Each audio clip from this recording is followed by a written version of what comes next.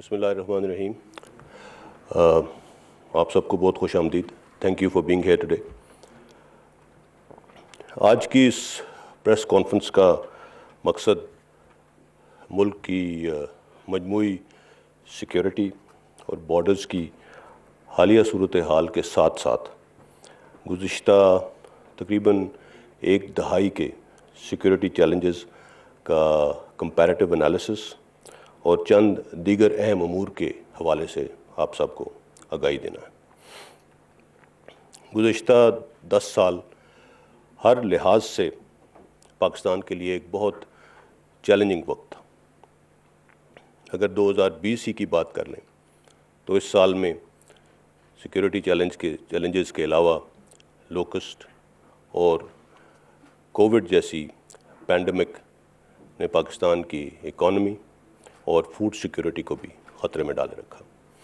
پچھلی دہائی میں ایک طرف مشرقی سرحد اور لائن آف کنٹرول پر ہندوستان کی شرنگیزیاں جاری تھیں تو دوسری جانب مغربی سرحد پر کالعدم دہشت گرد تنظیموں، ان کے جوڑ توڑ اور پشت پناہی کے ذریعے پاکستان کو عدم استحکام کا شکار کیا جا رہا تھا. ان تمام چیلنجز کے باوجود ریاست تمام قومی اداروں، افواج پاکستان، انٹیلیجنس ایجنسیز اور سب سے اہم پاکستانی عوام نے متحد ہو کر ان مشکلات کا بھرپور مقابلہ کیا اور بحیثیت قوم الحمدللہ اللہ تعالیٰ نے ہمیں سرخ رو کیا.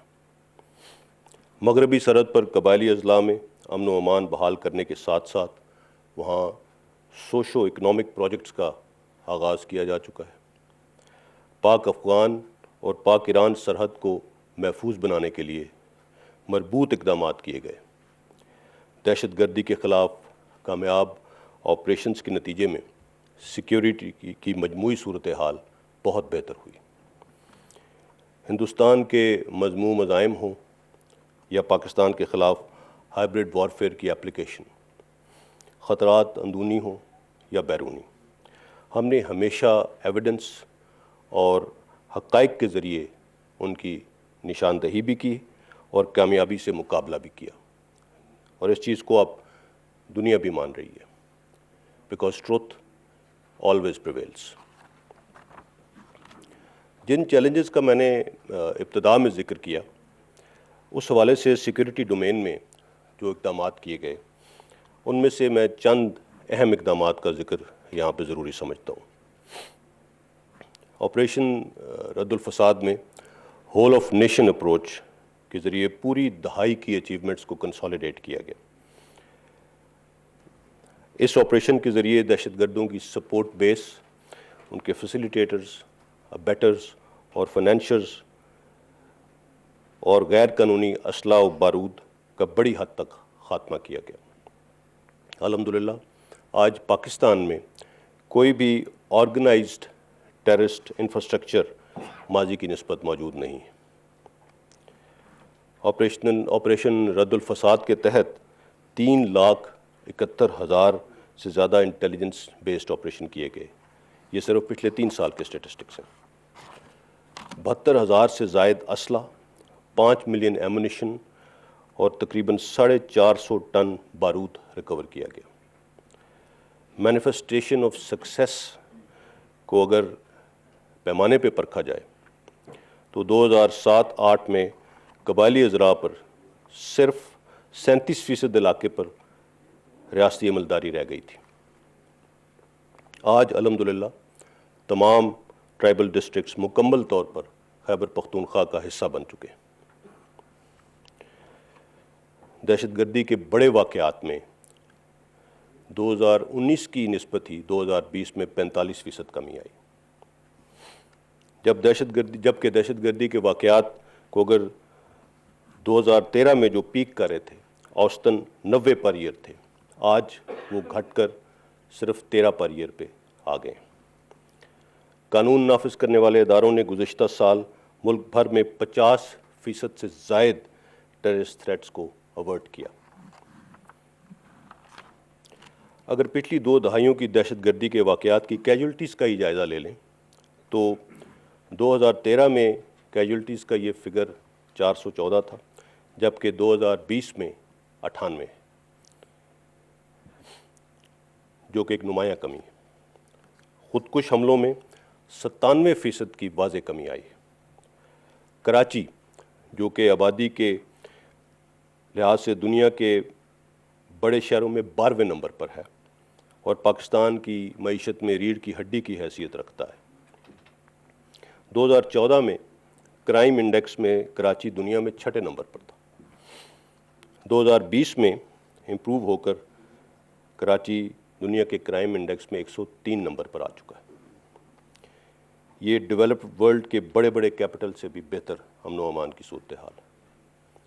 کراچی میں دہشت گردی میں 95%، ٹارگٹ کلنگ میں 98%، بھتہ خوری میں 99%، جبکہ اغوا برائے تاوان کے واقعات میں 98% کمی واقع ہوئی ہے۔ جہاں تک ویسٹرن بارڈر کی سچویشن اور بارڈر مینجمنٹ کا تعلق ہے، اس کے تحت border terminals, scanners, biometric systems, border post اور فینسنگ کے ذریعے امن و امان کی صورتحال میں بہت بہتری لائی گئی ہے۔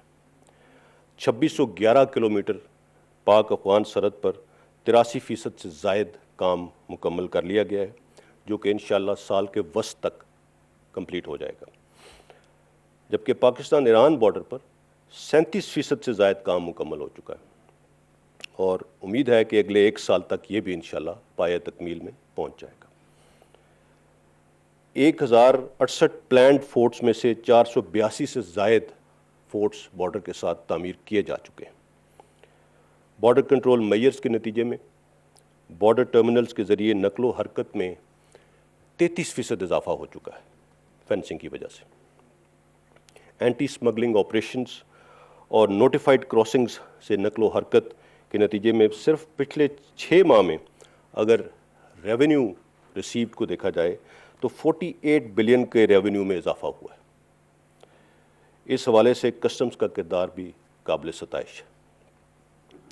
بارڈر ایریاز کے عقبی علاقوں میں دہشت گردی کے واقعات میں 55% کمی ہوئی ہے، جبکہ بارڈر ڈسٹرکٹس میں آئی ڈی دھماکوں میں 16% کمی ہوئی ہے۔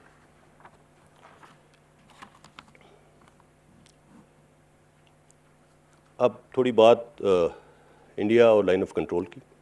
سرحد بالخصوص ایل او سی پر ہندوستان کی اشتعال انگیزیوں میں اضافہ ہوا ہے اور ہندوستان نے شہری آبادی کو خاص کر نشانہ بنایا، جس میں معصوم بچے، خواتین اور بزرگ افراد بھی شامل ہیں۔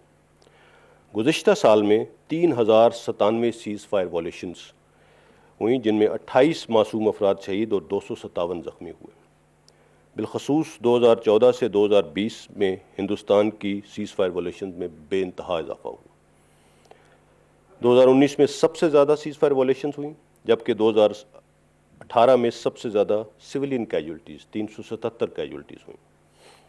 پاکستان آرمی نے ہندوستان کی خلاف ورزیوں کا ہمیشہ بھرپور جواب دیا ہے۔ اس کے نتیجے میں ہندوستان کو بھاری جانی اور مالی نقصان بھی اٹھانا پڑا۔ اب کائنیٹک تھریٹ کی واضح ناکامی کے بعد ہندوستان نے نان کائنیٹک ڈومین یعنی 5th جنریشن وارفیئر کا سہارا لیا۔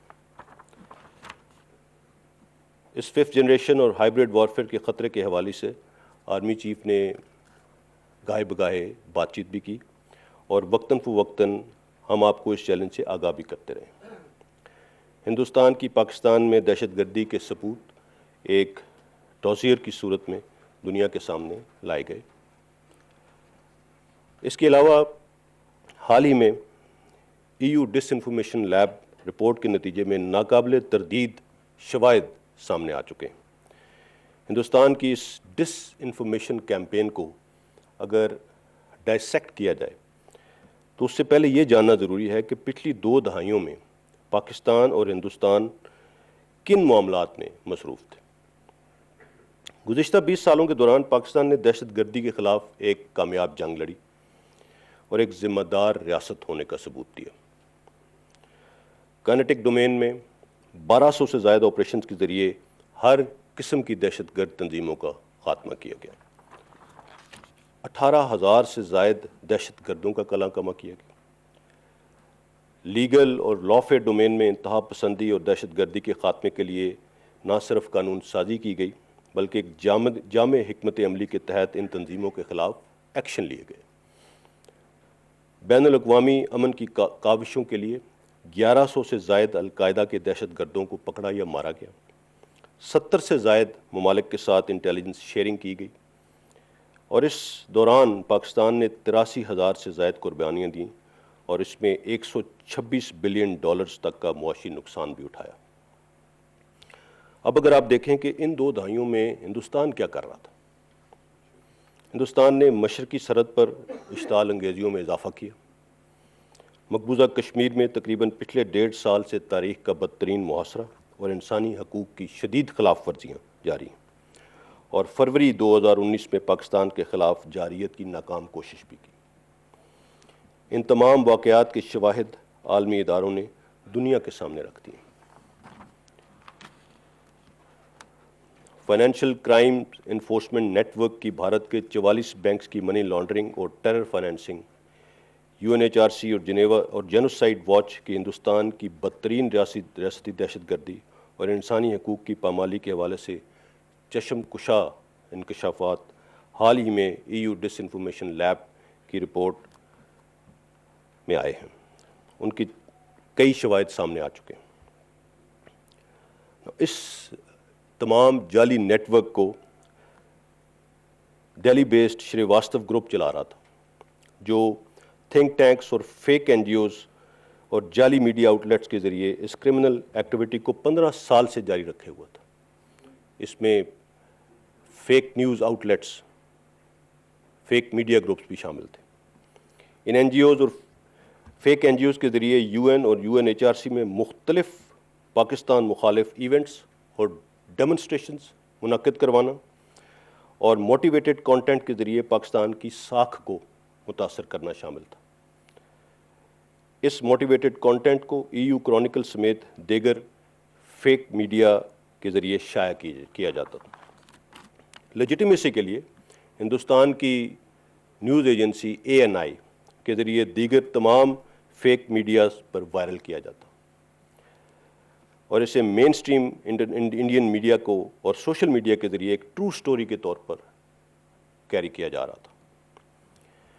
ان کی ایکٹرز میں را سے تعلق رکھنے والی اگلایا کمپنی ہے، جو کہ ایک سائبر انٹیلیجنس اور ہیکنگ میں مہارت رکھنے والی فرم ہے۔ EU ڈس انفارمیشن لیب نے جن UN ایکریڈیٹڈ اور تھنک ٹینک انفراسٹرکچر گروپس کا جائزہ لیا ہے، اس کے مطابق حقیقت میں یہ NGOs کسی اور مقصد کے لیے رجسٹر کرائے گئے تھے، لیکن ان کو ریزریکٹ کر کے پاکستان مخالف بیانیے کے لیے استعمال کیا جا رہا تھا۔ اس 15 سالہ کیمپین کا اگر جائزہ لیا جائے تو اس میں پاکستان کی ساکھ کو بری طرح سے متاثر کیا گیا۔ 6 مختلف ڈومینز میں پاکستان کو ٹارگٹ کیا گیا، جس میں terrorism, economy, diplomatic, fomenting chaos, Kashmir اور سوشل ایشوز۔ یہ تھے ان کے مین ٹارگٹس اس پوری ڈس انفارمیشن کیمپین کے۔ اگر میں صرف اس میں سے 2 ہی آپ کو ایکسپلین کروں، کشمیر کاز۔ کشمیر کے محاذ پر ایک طرف تو بھارتی جارحیت کو چھپایا گیا اور دوسری طرف آرٹیکل 370 کے خاتمے کے حوالے سے بے تحاشا جعلی مواد اور کشمیریوں کے حق میں بہتر قرار دینے کی کوشش کی گئی۔ یورپی پارلیمنٹ کے اراکین کو ذاتی حیثیت میں مقبوضہ کشمیر کا دورہ کرایا گیا، تاہم انہیں EU کا آفیشیل ریپریزنٹیٹو ظاہر کیا گیا۔ اسی طرح اگر ہم سوشل ایشوز کی طرف آ جائیں، اقلیتوں اور خواتین کے حوالے سے EU کرونیکل کے ذریعے جھوٹا پروپیگنڈا کیا گیا، اور پھر اس کی بنیاد پر EU پارلیمنٹ میں پاکستان مخالف ریزولوشنز موو کی گئیں۔ ان تمام ایریاز میں پاکستان کے عالمی امیج کو نقصان پہنچایا گیا اور UN اور EU جیسے معتبر اداروں کی آنکھوں میں دھول جھونکنے کی کوشش کی گئی اور پاکستان مخالف ایجنڈے کو فروغ دیا گیا۔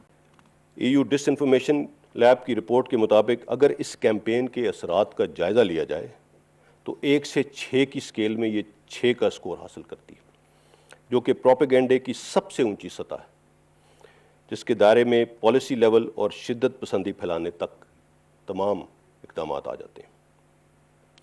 اور یہ سب کچھ اس میں ہمیں کوئی شک نہیں ہے کہ ہندوستانی ریاست کی پشت پناہی پہ کیا جا رہا تھا. Now this should serve as a call to action for decision makers to put in place relevant framework to sanction actors and governments abusing international institutions, influencing decision makers, and misleading world opinion. Now coming over to the security dividend of what we have been able to achieve in the last 10 years. Khyber Pakhtunkhwa اور بلوچستان میں جو کہ خاص طور پر دہشت گردی کا شکار رہے، وہاں اب ترقیاتی منصوبے جاری ہیں.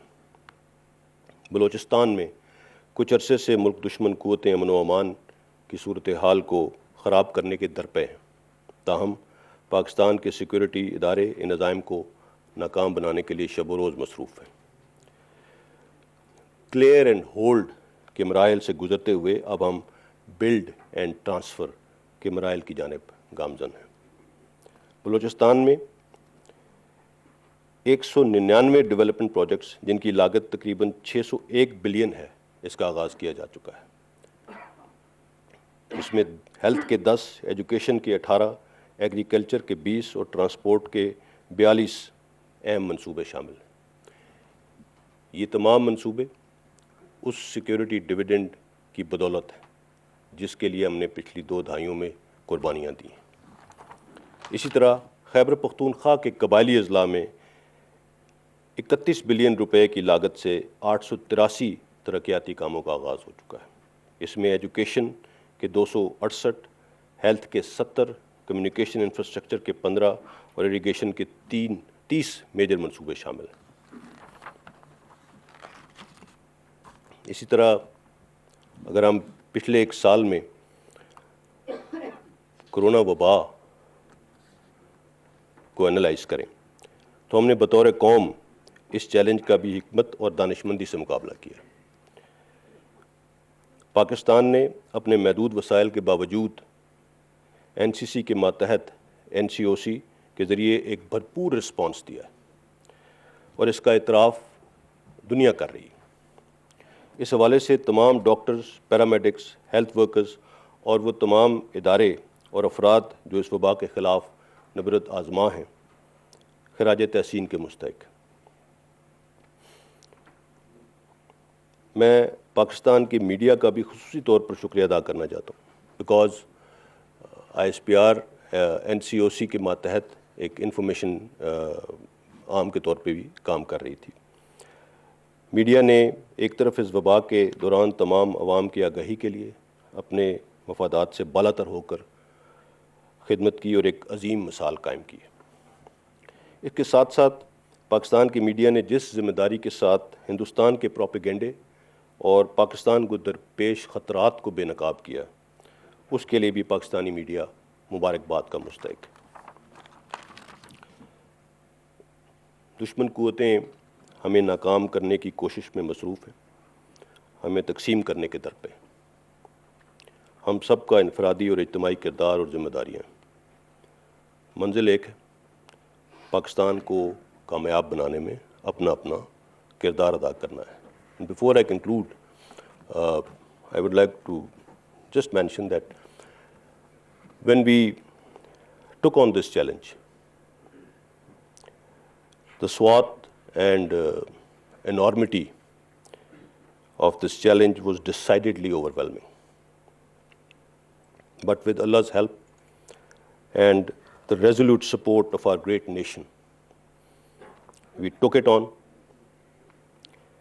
We have taken many hits on the way, but we did not relent, we did not budge. During this whole course, I think we have, in these testing times, we have come a long way as a nation, as a society, and as a military. The challenges that we overcame are now giving way to great opportunities. We are not out of the woods yet. This is something that we have to understand. We're not out of the woods yet, but we're almost there, alhamdulillah. more important thing is that during all this, we have stayed the course. We have stayed the course, and inshallah, we will stay the course, no matter what. Thank you very much.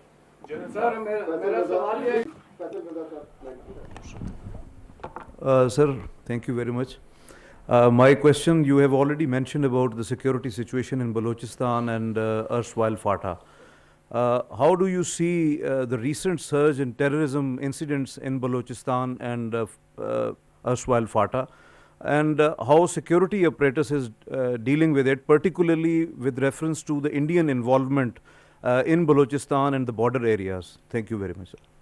سر اسی کے ساتھ ایک supplementary یہ لے کہ ایک خبر یہ بھی آئی تھی کہ پرائم منسٹر صاحب کے ساتھ آرمی چیف نے بھی بلوچستان کا وزٹ کرنا تھا, تو پرائم منسٹر صاحب تو چلے گئے, آرمی چیف نہیں گئے, تو کیا آرمی چیف کا پلان ہے سر وہاں جانے کا؟ Thank you sir. Army chief انشاءاللہ اسی ہفتے کے دوران وزٹ کریں گے Quetta. As far as your question is concerned, you just said there's a surge. I've just shown you the statistics. There is a continuous downward trend in the incidents, جو high impact incidents کی میں بات کر رہا ہوں. پہلے ہمارا focus تھا